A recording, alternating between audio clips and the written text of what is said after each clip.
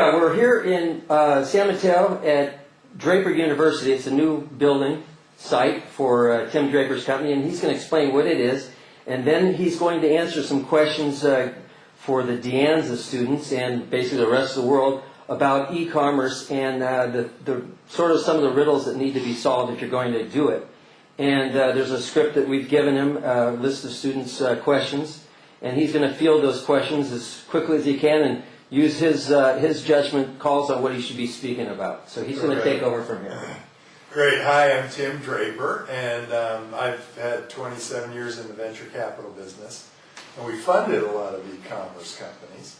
But what we're doing here is we're starting a new school for entrepreneurs. So any of those of you who are potentially great entrepreneurs starting new businesses, and you want to take 8 weeks to sort of learn something about being an entrepreneur and challenge yourself, apply to Draper University.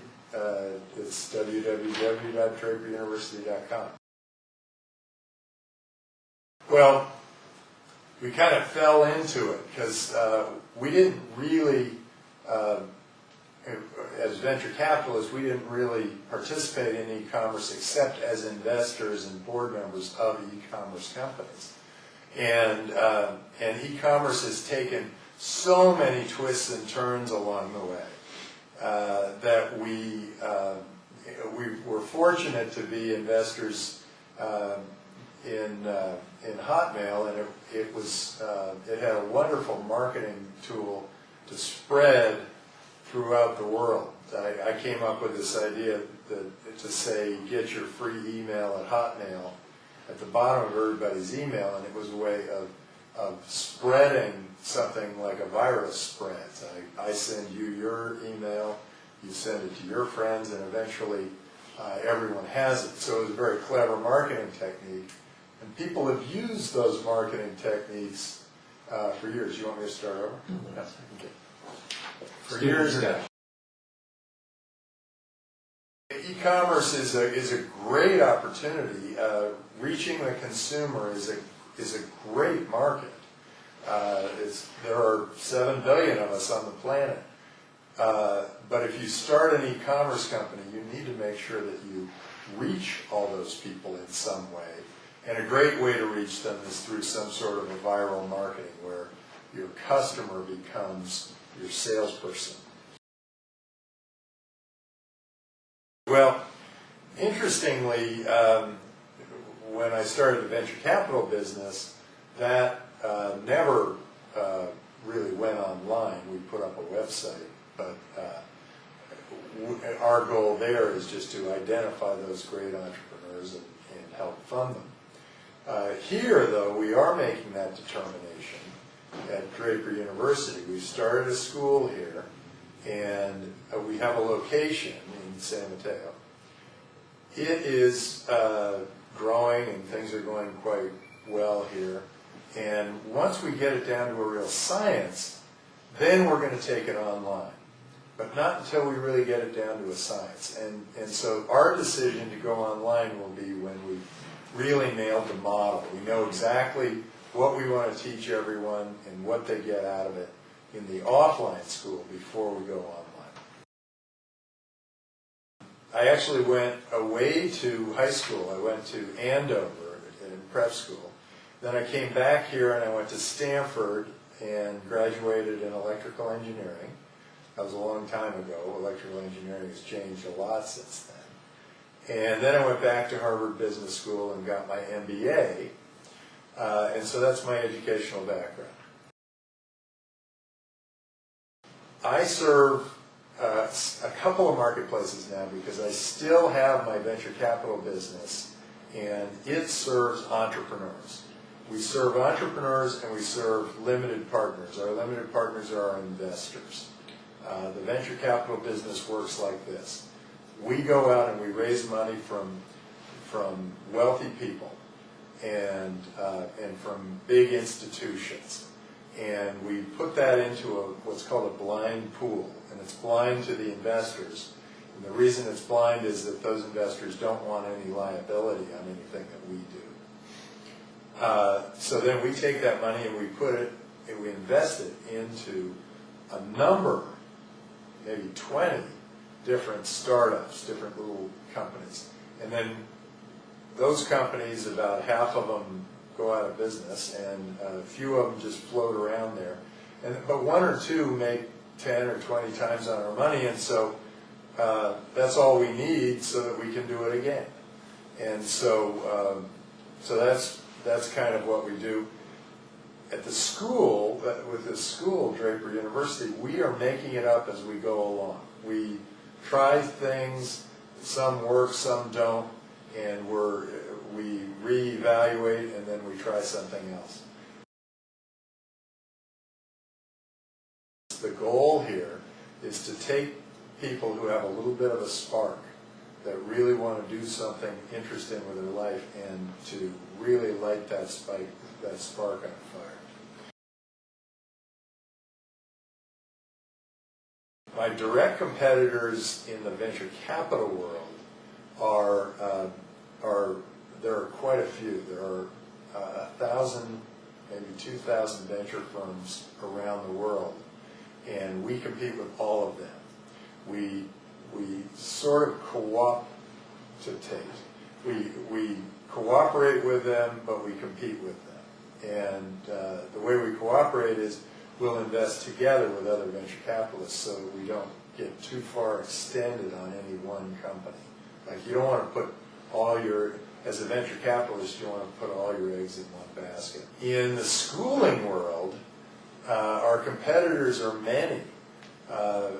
First of all, we've got Stanford and De Anza and Berkeley and many schools around here that are doing different things with students and encouraging them to learn different things in different ways. We think that we're somewhat unique in that we have things like survival training, and we teach something called future here, whereas a lot of other schools teach history. So we do have competitors, but we don't think that they do it exactly the same way we do. There are also some online schools that we will be in heated competition with once our online school gets up and running. Interestingly, the answer to that is no. In either case, I was not cognizant of competition in either case. When I started the venture capital business, I was not thinking in terms of the competition. I was just thinking about how I was going to survive and thrive. And in starting the school, I was not thinking about competition of any school.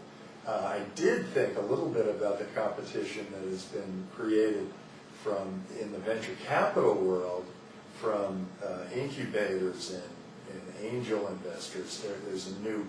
There's a change afoot in the venture capital world, and I thought that the school could be a real differentiator to the venture capital business. So these things do kind of come. I think we are very innovative. We try a lot of interesting things, and we make a lot of mistakes.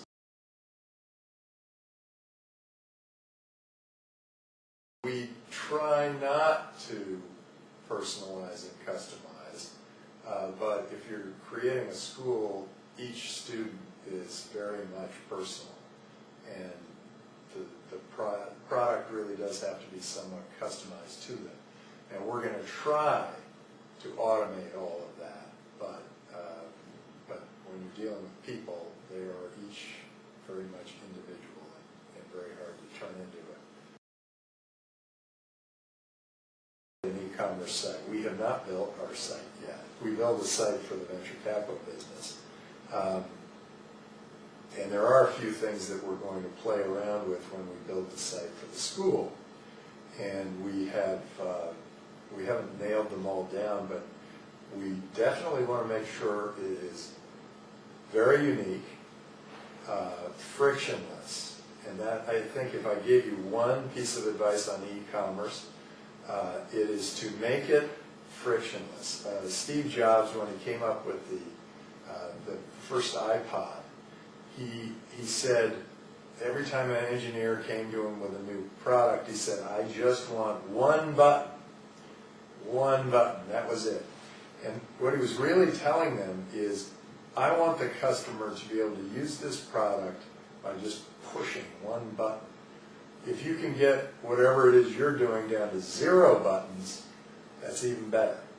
But you do not, your average customer is not an engineer, does not want to filter through a lot of things. They don't want to fill out forms. They don't want to have to do a lot of things. So make it so that your customer shows up at your site and everything happens for them. Interestingly, you don't need as much manpower to get your job done as you think. I have done a lot of things myself. For the first 2 years of my venture capital business, I did it alone. And then I brought in an assistant, and she stayed with me, and that was another 5 years. And so for the first 7 years, we operated Draper Associates, which became Draper Fisher Jurvetson, with 2 people. After that, we added people as we went, but it turned out that people were very helpful because I needed partners, and because at some point I couldn't do it all myself. But on the other hand, with new people comes new problems, and so I would suggest in all cases keep the number of people in your startup to a minimum. We really haven't done anything with mobile commerce. Many of the companies we invested in are mobile commerce companies, and I would encourage anybody who has a website to also have a site for mobile. I don't think you can do one without the other anymore. I think you actually have to have them come. You need both, and you need them to communicate with each other. Another great question. Our school has just become the first school ever to accept Bitcoin for our tuition, and we're very excited about that. And we've got a guy who just paid it. In fact, this is hot off the press. We've just announced it, and that is a currency that I have a lot of confidence in. In fact, I have more confidence in Bitcoin than I do in a lot of government-backed currencies. And it's appreciating in value, and I looked at it and I thought that's kind of an interesting opportunity. We do something else too.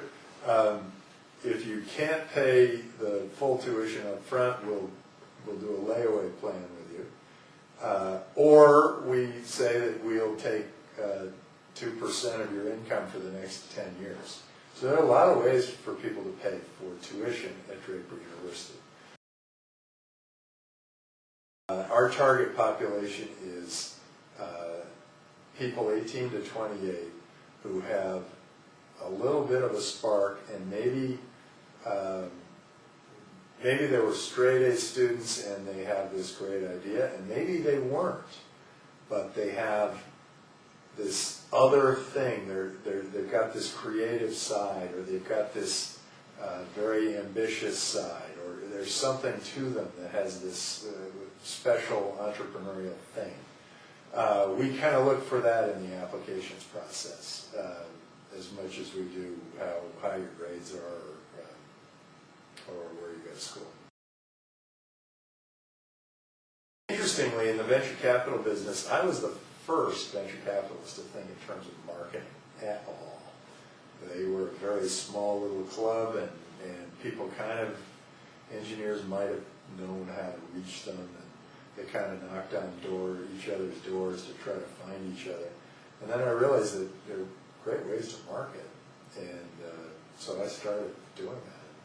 I was pretty effective at it. It helped me raise money, and it helped me find entrepreneurs, and it helped the entrepreneurs I found become bigger and better companies because we were well marketed. the school, we are marketing by word of mouth, we are marketing by some advertising, and a lot of PR, and that's what we're doing so far. The online school will probably have another piece of it, probably SEO marketing. There probably going to be other types of marketing to get the word out.